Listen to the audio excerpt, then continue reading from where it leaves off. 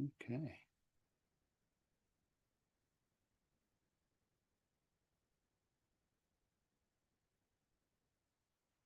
And here we go.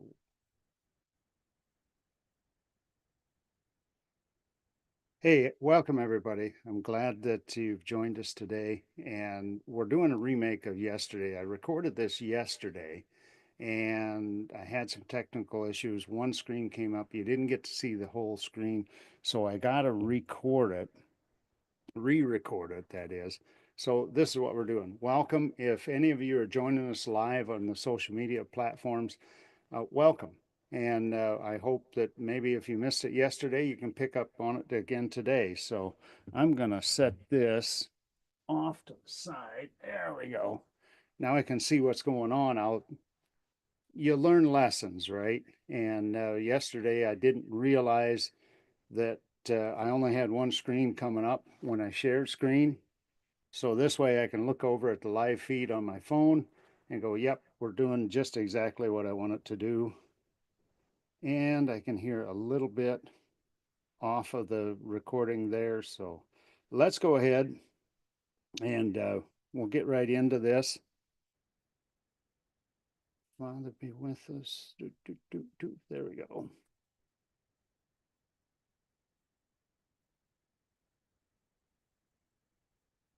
And we're going to go ahead and make sure that it comes up. And wow, you know what? When everybody else is kind of relaxing on Sunday morning, this thing pops right up. So let me go ahead and go here. And we're doing good. I apologize if I look away for a minute, but I want to make sure once bitten, twice shy, right? So, welcome to Ephraim International Ministries. We're going to go ahead and let me hide those. Now we're golden. So, this is the title of it, After the Tribulation of Those Days. I had a couple of questions come up. We've been continuing, this is turning into a series on Daniel 9 and Matthew 24. We're going to look at that a little more. I've got some other things that have come up, and the more questions that come up through this, the more that we're going to do. So let's go ahead. Now, the listener questions from last week came in. Number one, how do the two witnesses of Revelation play into this whole fall feast scenario? We're going to get into that probably next week. And I've got some things there that are very interesting and how that lines up. The second question, if things in Matthew 24 have already happened, what about Matthew 24, 21 through 22? And I didn't quite know how to do that because we've all been taught what's going on and like that. And most Bible prophecy teachers say, well, that's when the third temple's rebuilt and it's being destroyed, and we're going to look for somebody, the Antichrist is coming in. And I'm saying, you know what? I'm not reading it quite that way anymore. I used to subscribe to that, but as I dig deeper, I'm finding there's some different things that are going on there that, yeah, you know what? Maybe we look at it wrong. So let's go ahead and go into that question. We're going to cover question 2, and let's kind of relook at this. And here in Matthew 24:1, it starts out, and Yeshua left the temple and was going away when his disciples came to point out to him the buildings of the temple. He said, look at this beautiful temple and everything else. But he answered and said, you see all these, do you not? Truly I say to you, there will not be left one stone upon another. Now, he was telling them it's going to get tore down. Just like it did Solomon's temple, the first temple was destroyed. Then Ezra and Nehemiah came back to rebuild the second temple. That's what they were working out of there. It is going to be destroyed. And in fact, we know that Titus, a Roman general, came in 70 AD and tore it down completely. Not one stone left upon another. He even dug up the foundation. He wanted to make a point, and that's what we need to look at. Then when you go down to verse 15, this is where a lot of people say, okay, yeah, the temple was destroyed, but now we're into another phase. And I don't quite see it that way. Verse 15, so when you see the abomination of desolation spoken by Daniel the prophet standing in the holy place, let the reader understand. Now, here's where a lot of people might think that's when Antiochus Epiphanes went in and roasted a sow on the altar. That was an abomination, but it didn't make it desolate. It didn't destroy it. So that can't really fit. Now, when you look at the complete destruction of the temple that we see here in 70 AD, you'd think that that Roman general Titus marched right up to the Holy of Holies and said, take all the gold, take all the utensils, get them out of here. We're going to take them back, melt them down, do whatever they were going to do with them, right? And that, when he went up there and stood in that most holy place and destroyed it, dismantled it, burn it to the ground, if you will, that is the abomination that made desolate. You got to understand, there's the key to understanding these. It was a desolation. It was just completely destroyed. Verse 16, let those who are in Judea flee to the mountains. Let the ones on the housetop not go down to the house. Let not the one who's in the field turn back to get his cloak. Alas, women who are pregnant, and for those nursing infants in those days, and pray not that your flight be in winter or on the Sabbath. Why is he telling them that? Now, for most Christians today, that's not going to make, a big deal. Okay, what's the big deal? Pray that your flight's not on Sabbath, because most Christians don't keep Sabbath the way that most in that day and age would understand. Everything stopped except for the synagogue, except for the temple activity. Everything stopped, and it was focused completely on the Sabbath. But we don't understand that, so it doesn't make sense to most of us what the big deal about the Sabbath. So Yeshua here, and the point I'm trying to make is that Yeshua is talking to a very specific audience. He's talking to his disciples, as we see in verse 1. And he's telling his disciples to tell the others that will be there.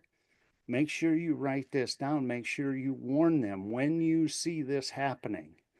Now, we'll see here in a little bit in the book of Luke, and you got to make sure you check out the other translations, the other books, like I think it's Mark 13, Mark 12, and then Luke 21 has a little bit different narrative on all of this. And we want to make sure that we get that. Now, I got a question. Why would God allow Titus to destroy his temple?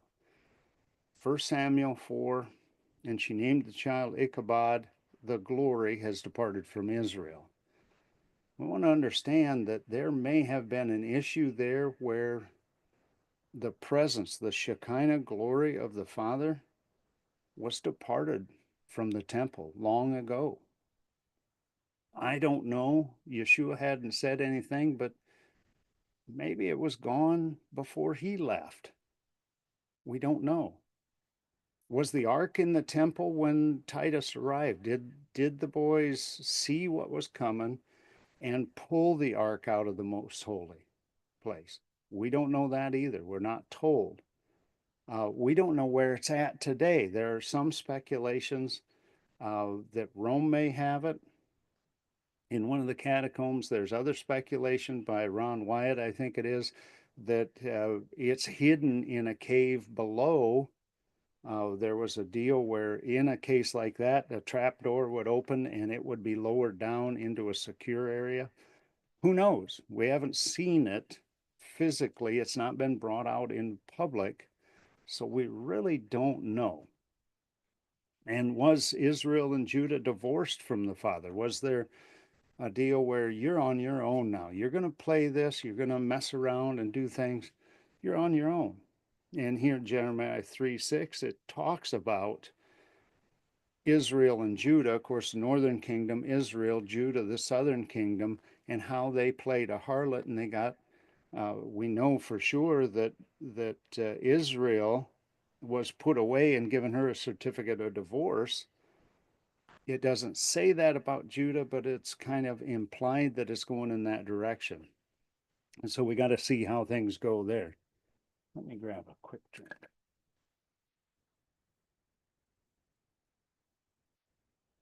That works. Now, Matthew 24:21. This is where we're going to go today. For then there will be great afflictions. Notice here that uh, this translation didn't say then there will be great tribulation like it says in Matthew, and we've been conditioned because of preconceived and ideas and teachings that came out. But there will be great affliction. He is still talking to a specific crowd, and we got to understand that. Such has not happened from the beginning of the world until now and would never happen again. Apparently, Yeshua is saying, look, it's going to get really bad. You think the Assyrian captivity was bad? You think the Babylonian captivity was bad? You ain't seen nothing yet. Wait till these Romans come in, and they're going to do things that you have never seen. And in fact, they did kill thousands of people, men, women, and children. People were carried off into slavery and dispersed. They tore down the temple, they ransacked, they pillaged, they did everything to destroy and squash once and for all. Because remember, they were in the Roman Judean War that was there from 66 to 73 CE. And right in the middle of it, they did that, culminating in the Battle of Masada, when they had months building a ramp and they built moats around and walls and things like that. They took a long time to surround, and once they got up to Masada and they finally broke in, uh, there was a mass suicide. They said, that's it. And everybody was dead when they walked in. The Romans called it the city of death because when they got there, everybody was gone. And that was the final battle in that war. It was done from that point. I've got some other things and some of these timing numbers like the 1290 day, the 1335 day that Daniel talks about. We'll kind of look at that as well and how that may work into those figures as well. Now let's take a look at some other scriptures, and I think here is where last week I got in trouble, or yesterday. So what I want to do is escape. And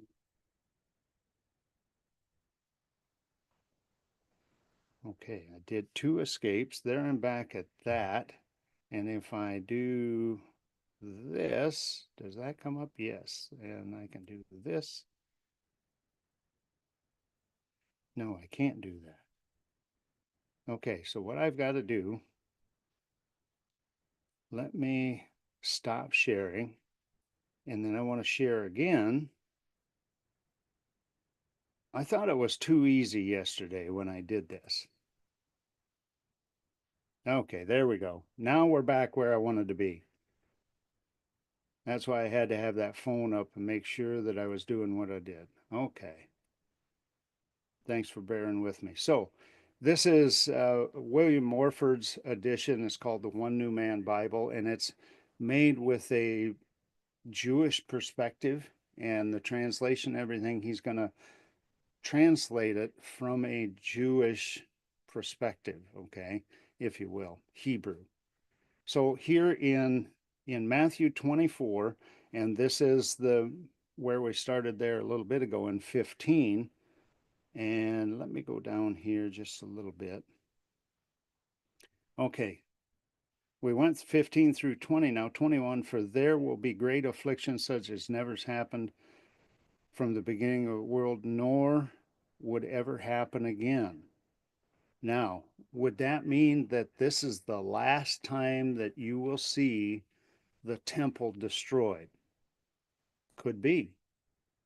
It could be that there was such atrocities happened there. I don't know, but it says never happen again. So this is an event that has happened. Look at the verbiage, the language. It says that this will never happen again once you see this happen. Now, what was happening? That was in verse 15, where it says, when you see the abomination of devastation. A little different verbiage here. Stand in the holy place, or placed in a holy. Let me read it again. Therefore, when you see the abomination of devastation placed in a holy place, which was foretold by Daniel the prophet. That's what we got to understand. This very well could be, and I believe it is, Titus when he entered into the temple to destroy it. He devastated it. And then we go back down here to verse 21. For then will be great tribulation. 22. And unless these days were shortened, not any flesh would be saved, but because of the elect, those days will be shortened. Now, again, he's talking about an event coming up. So this didn't drag out for centuries, you know. It was a war that happened and it came to a conclusion and it was done, and the Romans left. And that's what it is. Back in that day, Yeshua's, the believers of Yeshua, Messiah, were told, when you see this, get out because it's going to be destroyed.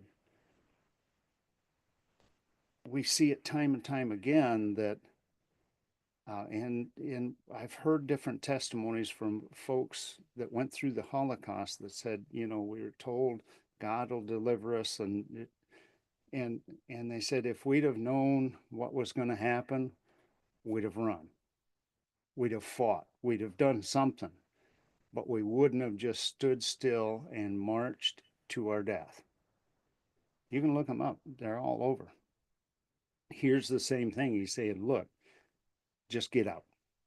Tell your believers, tell the elect, get out. And anybody else that would listen, I imagine. Now,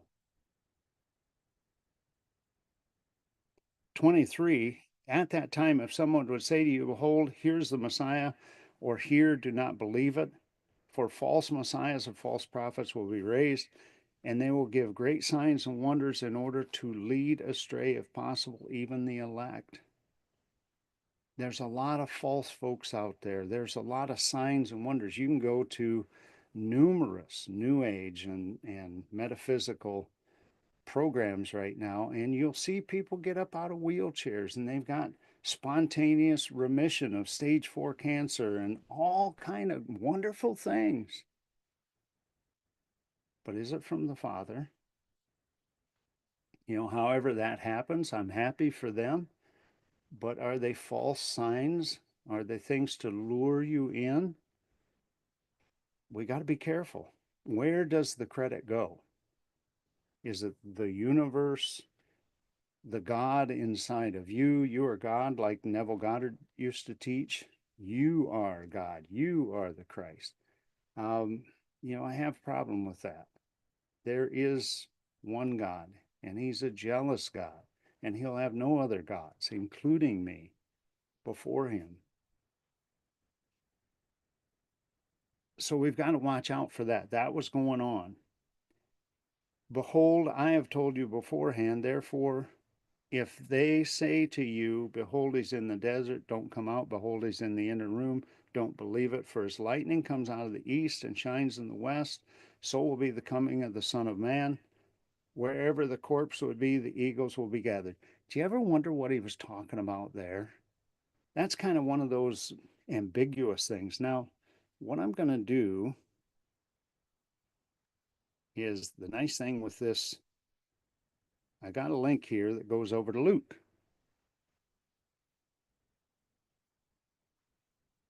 There we go. Now, here is the same set of passages in Luke and the way he recorded it. Now,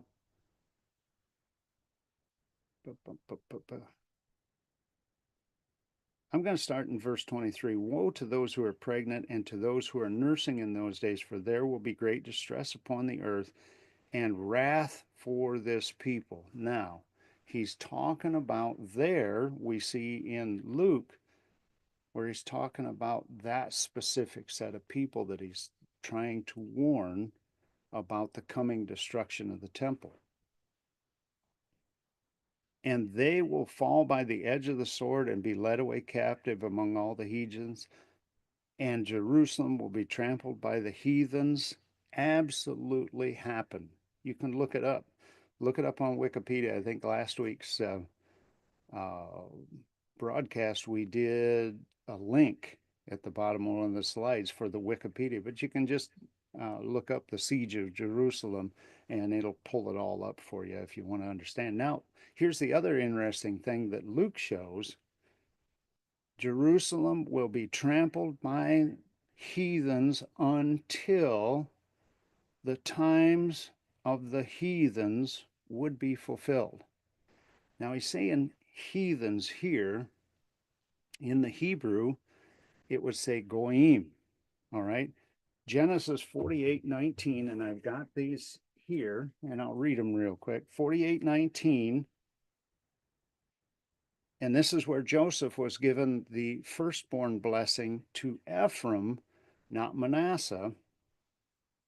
And his father refused and said, I know, son, I know it. He also shall become a great people, and he shall be great, but truly his younger brother shall be greater than he, and his seed shall become a multitude of nations in the King James. That's a Milo Hagoyim, a multitude of nations. We see this a couple other times in Scripture. It's in Daniel 12:7. Here, and it talks about Daniel 12:7. Let me get over there. I was in 7:12. And I heard the man clothed in linen, which was upon the waters of the river, and he held up his right hand and his left hand, and said unto heaven, and swear by him that liveth forever, that it shall be for a time, times, and half a time, and when he shall have accomplished to scatter the power of the holy people, all these things shall be finished. And there again, that's translated in the Hebrew, Amilo Hagoim, the power of the holy people. Now, in Romans 11:5, we see Paul using the same thing here. In 11:25, for I would not, brethren, that ye should be ignorant of this mystery, lest ye should be wise in your own conceit. Now, he was talking to the Roman believers not to get too high-minded that, oh, look, we've got Jesus and you guys don't have him. Brother Judah, you're going to hell because you don't have Jesus. And he's telling them, you might want to rethink that. And he's saying here, don't get caught up in your own conceit, that blindness in part has happened to Israel until the fullness of the Gentiles be come in, until the Milo Hagoyim have come in. And so we see some very interesting verbiage there when you look at this in Luke, that the times of the Gentiles. So when is that? We have a period here where everything was kind of on pause. Now look at it. Is the Temple Mount cleared off? No, there's a couple objects there on the Temple Mount that are not Jewish. They're not of the nation of Israel. So this is still being fulfilled. It went from way back there at 70 when Titus came in, all the way up to the present day. That's kind of interesting that that was foretold there. You don't get it if you only stayed in Matthew 24, but you come over here and you can see Luke added something very different. Now, we're going to talk about the coming signs, and I'll go back over here to Matthew, and we'll take a look. Yeah, I'm still going good. Perfect. Now, here's another thing that we didn't see over there that now we see in Matthew coming up. Wherever the corpse would be, there the eagles will be gathered. So he's talking about when he comes, all right. This didn't happen with all the corpses that were left, all the people that were killed in Jerusalem as a direct result of the war, the siege in Jerusalem. And we're not talking about those folks. We're talking about a different set that happens after the return of Messiah. Where do we see that? We see it in Revelation 20. Actually, we see it in Revelation 19. Let's go back up here.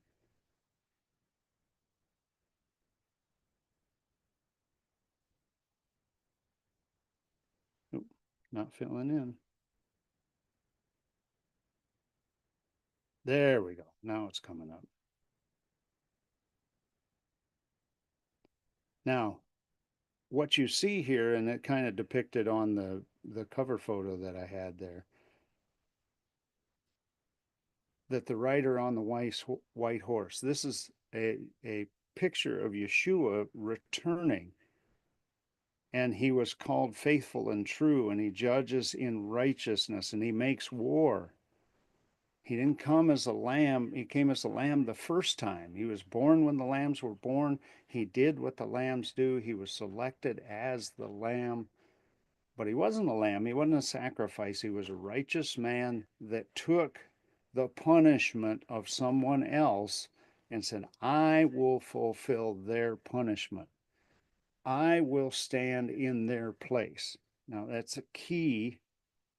And I think we taught that last year. We may go over it again this year for Passover. He is not a sacrifice. He was a stand-in.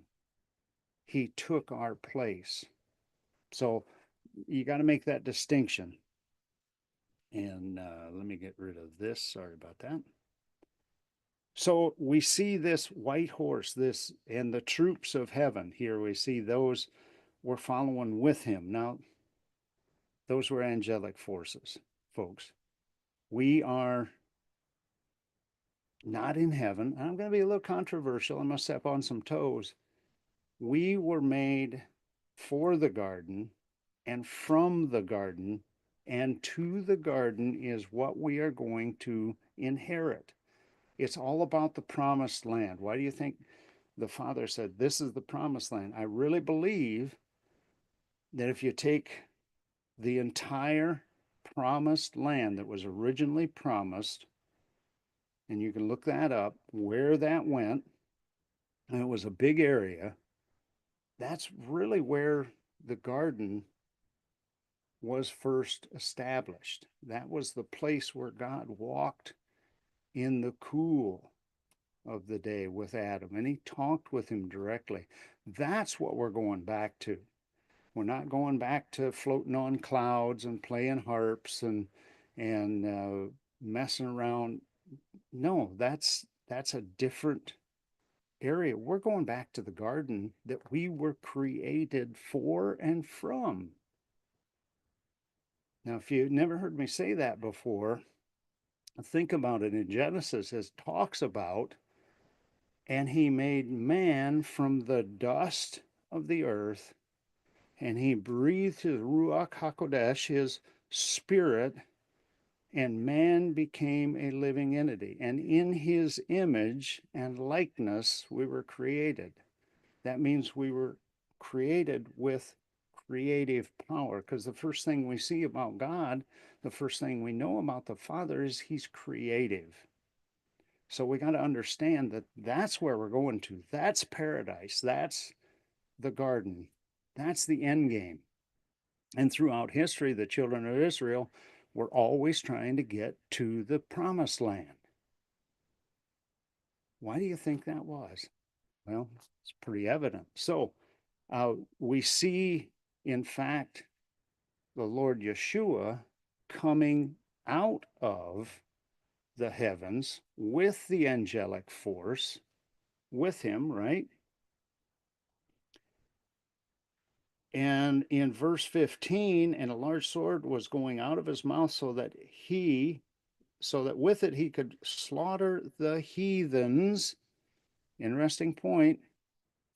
And he will shepherd them with an iron rod, and he treads the winepress of the wine of the burning wrath of God of hosts. He's gonna, and we can see that in Revelation, where you've got the last three plagues that come out, and one of which are the winepress of the wrath of God, right? But that's to the very, very end. You got to understand that doesn't play out, and then we're going to have a rapture, and then it's going to go on, and then no, that's the very, very, very end. We're going to cover that in another broadcast. And he has on his garment, even over his thigh, a name that has been written King of Kings and Lord of Lords. And you can see where this all ties back. You can take a screenshot of this. You want to pause the video. And you can see all these different references that go back and talk about it. And here again, we see Daniel 10:7, Daniel 2:47, all references to what's going on here. And John knew those scriptures. He was a Jew. He went in, he learned about the prophets, right? Then I saw one angel standing in the sun, and he cried out in a loud voice, saying to all the birds flying in the sky, come, you must gather for the great supper of God, so that you can eat the flesh of kings, and the flesh of commanders of thousands, and the flesh of mighty men, the flesh of horses, and of those that sat upon them, the flesh of all, both freeborn, slave, small, and great. And you can go back to Ezekiel and take a look at that. That's why I like using this particular reference, because it connects the dots between the scriptures. But isn't this what we saw back over here? When the Son of Man comes as lightning out of the east from the west, everybody will see him in a moment, in a twinkling of an eye. We'll get into some of that. Wherever the corpse would be, the eagles will be gathered. We're talking about an event where Messiah returns. And how does this line up with the fall feast? Glad you asked. I've taught several times, and we'll go over it again, that when you look at the pattern, you got to figure out, why did God just didn't give a few days so that the people could party and have a day off work. There was a purpose. It was a type, a shadow, a moedim, if you will. It was a rehearsal. Many of these, we call them mikra, a mikra. It's a dress rehearsal, okay?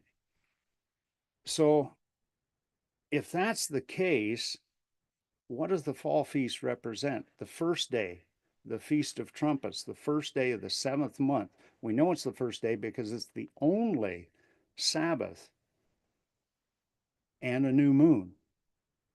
So it's a high Sabbath, a new moon, the first day of the seventh month, and we blow a shofar. In Numbers 10, it gives us when we should blow the shofar, when we should blow the trumpet. On the coronation of the king, when the king is coming, we'll blow a shofar. To gather the nations, all the tribes together, we blow a shofar. When we have a call to war, we blow the shofar. What better day would it be for the Messiah to return? And that's when we go to 1 Thessalonians, when it talks about in a moment, in a twinkling of an eye, with the shout of the archangel and the trumpet.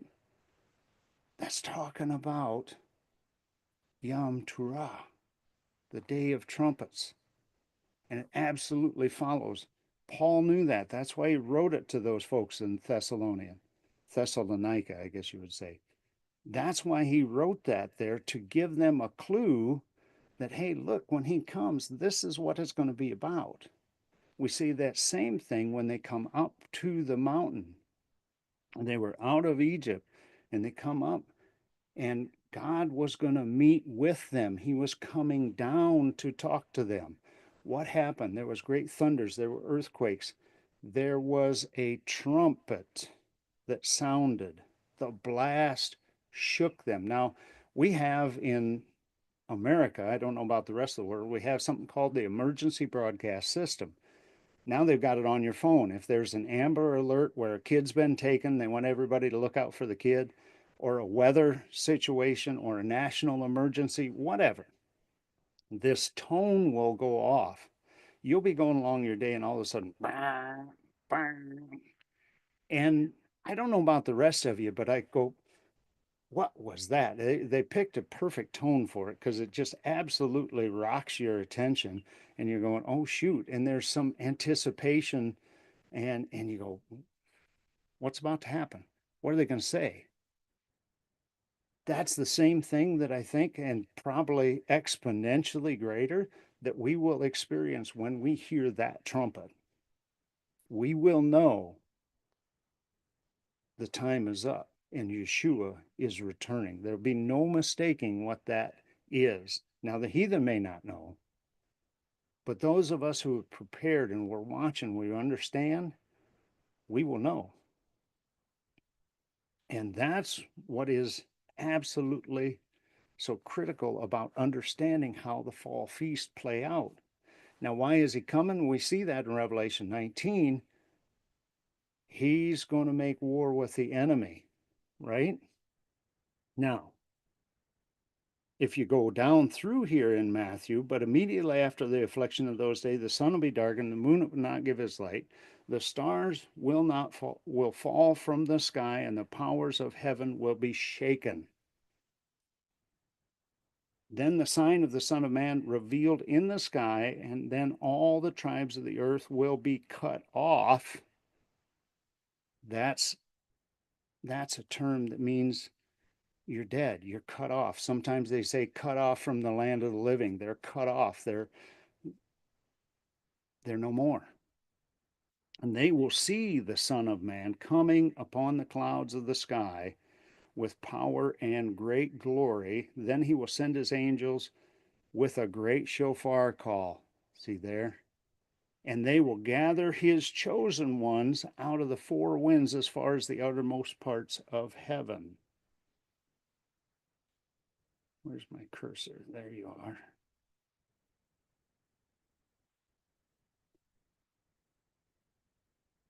So there's a gathering. It's not a rapture. It's a gathering. Where do we see this same gathering? In another spot? Let's go back over here to Revelation.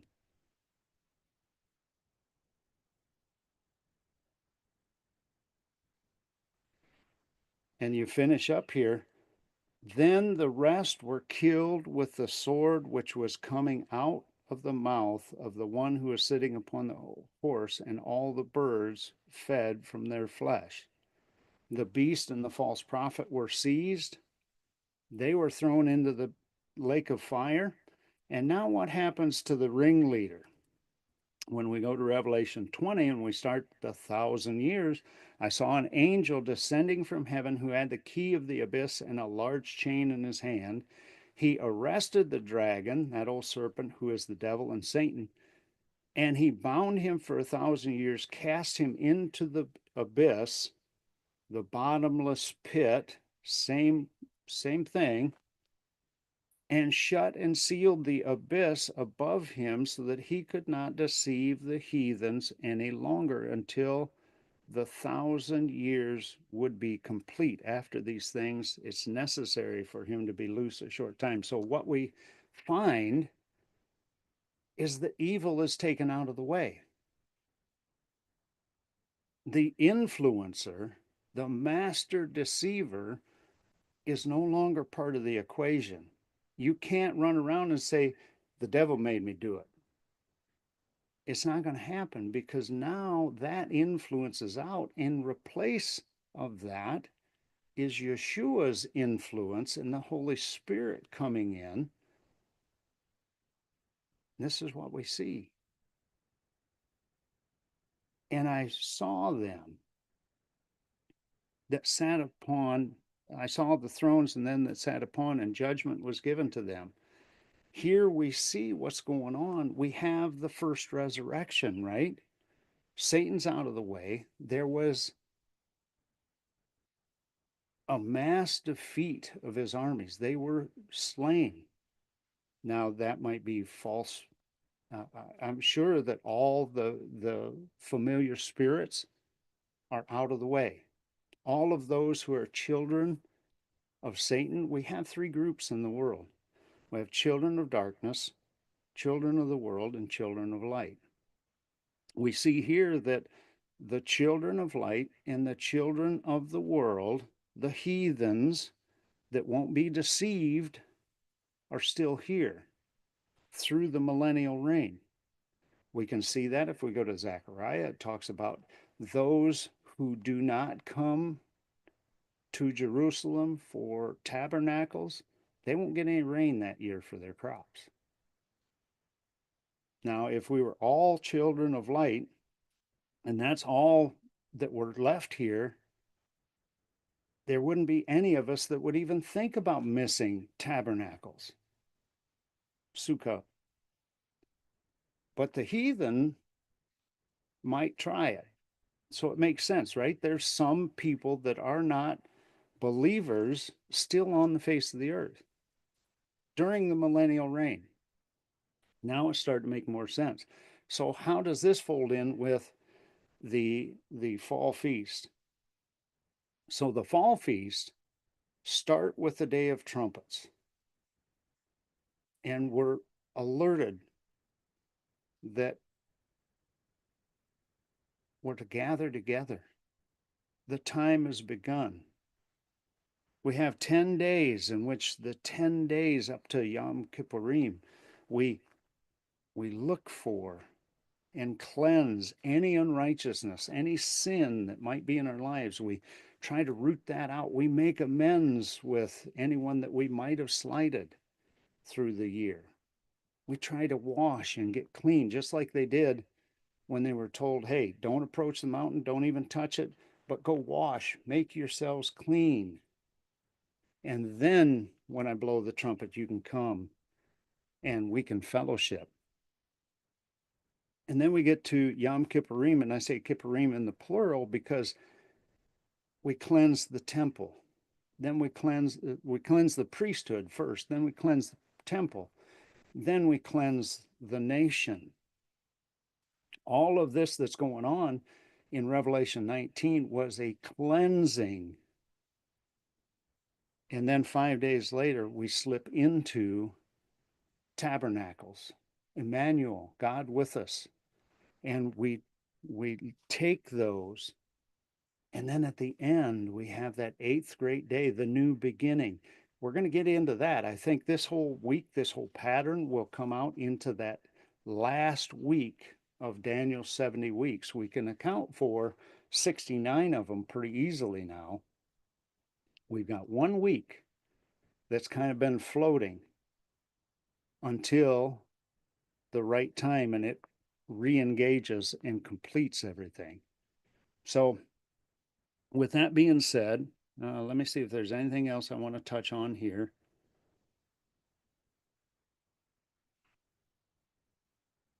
You can read this. Then they became live. We have a resurrection of the dead, the righteous dead. I believe Daniel will come back and say, awesome. Now I can see how this all plays out, along with all the rest of the prophets. I believe that they will come back. It won't be just those who died in Christ, it will be all believers. We're going to see David, we're going to see Abraham. They're all going to be here to witness what's going on. Why would he leave them in the grave and not let them enjoy the fullness of a reign on earth with Yeshua, Messiah, as king and priest? That makes sense. Now, this is the first resurrection. Blessed and holy is the one that takes part in the first resurrection. The second death has no power to destroy them, but they will be priests of God and of Messiah, and they will reign with him for 1,000 years. Again, if we were all believers and we were all said that we were priests and kings, who would we be reigning over if there weren't a group of goyim, children of the world, that we could rule over? We got to have something to rule over if we're going to be priests and kings. We've got to have some interaction. So uh, that kind of makes sense that there will be some people here, but the really bad apples, the bad actors, the Satan crowd is gone and his influence is gone. So, with that being said, I think, let me slip back over here to Matthew. Let me look at Luke real quick.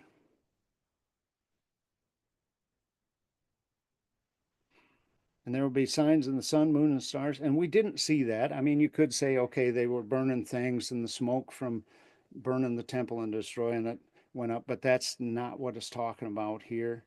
Uh, People will stop breathing from fear and expectation of things that are coming to the inhabited world, for the powers of heaven will be shaken. Yeah, there's going to be the powers of heaven when we talk about that are the familiar spirits, the things that are going on, the angelic forces of darkness that see that this thing, uh-oh, we're in trouble. And we can see this even in Revelation, where even through all the things that went on, the people went in caves and cried for the rocks to fall on them, yet they repented not of their sin. Those are the people that are going to get taken out. You know, those are the people that won't survive this. But when you see these things, you must lift up your heads at once, because your redemption, procured by payment of ransom, is drawing near. That's what I talked about. It wasn't sacrifice, it was the shed blood of an innocent man, Yeshua, that paid for our redemption. We're bought with a price. And that's what that's all about. Let's, I think we'll wrap it up today. We've been an hour on this. And I'm going to go ahead and hit escape. So, yeah, next week we'll pick back up and we'll continue in this discussion. I just wanted to make sure that all of this went out and you could see the scriptures for yourself. You could pause it. You could look at the connecting dots and read all of them this week and have a better foundation for what's coming up next week. So, let's go ahead and pray. Father, we thank you for everything that you've given. We thank you for the revelation knowledge and the understanding of the end time prophecies that were written down, that we wouldn't be misled by false doctrines and false teachings. Father, that you would make clear to your children, your people, the plan and how this thing's going to fall out. And Father, we thank you. We look for your return. We look for the cleansing and the eradication of evil. And Father, we thank you for it. Be with and bless, touch them, send signs and miracles to verify your word preached. I thank you for it. Bless each and every one of them in Yeshua's name. Amen. Until next week, brothers and sisters, and hopefully I got this all figured out. We won't have to do a retake, but it worked out good. There must have been a reason, must have been something else I needed to insert at a certain spot that I didn't get. So Father knows,